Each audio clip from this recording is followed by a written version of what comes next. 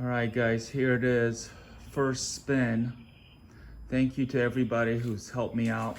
I had some trouble getting this thing going. Here's my setup, bench power supply, a Prius throttle right here. So it sounds horrible and I can't tell what the problem is. I have to figure that out. I don't think that is hitting anything because it makes that noise without the cup. I left the cup on there to show you guys how it spins. And let me show you what the problem was. These stupid extension alligator clip things.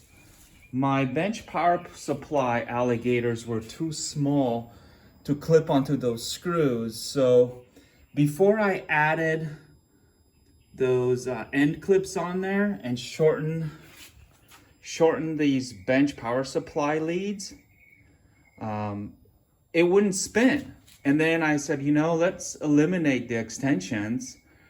And then it started to spin. Crazy, isn't it?